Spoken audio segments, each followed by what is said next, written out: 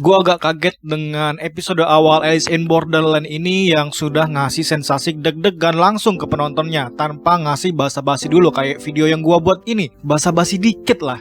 Dan pertanyaan kita di season sebelumnya mengenai apa yang sebenarnya terjadi dan karena apa, kejawab juga di episode terakhir yang telah diungkapkan oleh Niseris. Gua ingatkan kalau di video ini akan berisi spoiler, jadi bagi kalian yang nggak masalah, oke, mari kita lanjut. Pengungkapan di episode terakhir kalau ternyata mereka semua telah kembali ke dunia mereka dan saling tidak mengenal satu sama lain, terutama Arisu dan Usagi. Dan menurut gua orang-orang yang menolak untuk tinggal di dunia permainan Borderland itu mati ya. Dan memilih untuk menolak tinggal, mereka berhasil survive dan melanjutkan hidup meskipun luka yang mereka alami di dunia Borderland mereka alami juga di dunia nyata. Borderland ini semacam perbatasan antara hidup dan kematian karena dijelasin juga kalau mereka koma atau henti jantung selama 1 menit. Nah, waktu mereka henti jantung selama 1 menit itu lama banget mereka jalaninnya di Borderland, berhari-hari lah. Orang-orang yang terjebak di Borderland juga ternyata adalah orang yang terkena ledakan meteor yang menghujam kota Tokyo. Ini berarti bahwa Borderland semacam pengalaman mengerikan yang harus benar-benar mereka perjuangkan untuk bertahan hidup, yang berfungsi sebagai peringatan bagi mereka untuk lebih menghargai hidup. Dan saat mereka dikirim kembali ke dunia nyata biar jadi manusia versi terbaik mereka. Dan mereka semua yang selamat dari bencana enggak mengingat apa yang terjadi di Borderland. Jadi dari sini gua simpulkan orang yang telah mati di Borderland mati juga di dunia nyata. Begitu pula dengan Queen, Jack, ataupun King dari Borderland. Dan pertanyaan lagi nih, bener nggak sih mereka dah balik ke dunia nyata? Menurut gua iya, mereka udah balik ke dunia nyata. Tapi kalau misalkan ternyata mereka game di dalam game, ini bakal jadi twist yang gila. Tapi gue tetap yakin ini di dunia nyata, bukan game lagi.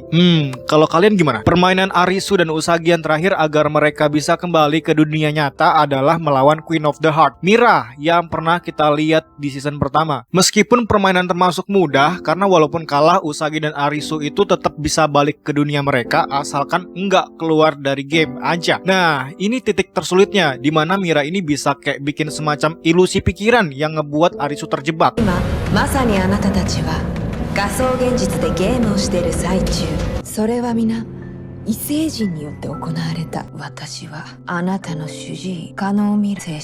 Pada dasarnya sang ratu mencoba untuk mengelabui Arisu dengan propaganda palsu. Tujuan utamanya adalah membuat Arisu berhenti atau kehilangan permainan.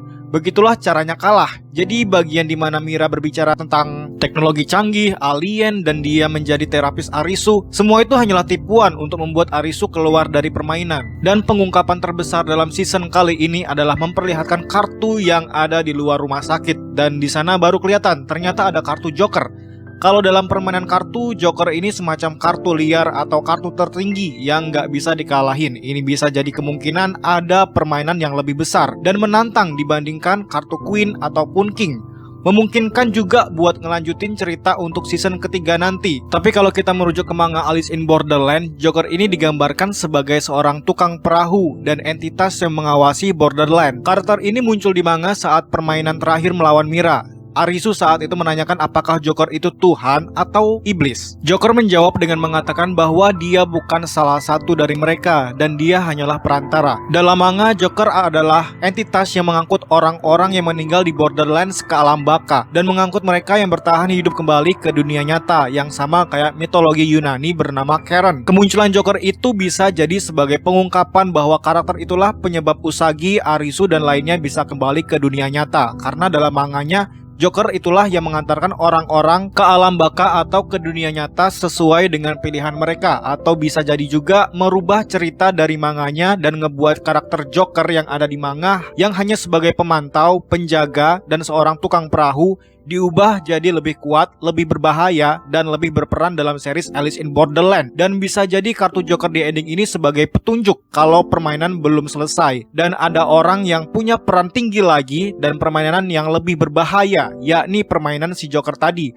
Karena manga dan versi live action biasanya diubah sedikit biar ada perubahan cerita. Dan misalkan memang terbuka untuk season ketiga, ini berarti game dalam game dan bisa jadi twist banget. Bayangin aja gimana jadinya kalau yang kita kira udah balik ke dunia nyata, ternyata itu adalah sebuah permainan baru lagi dan lebih liar.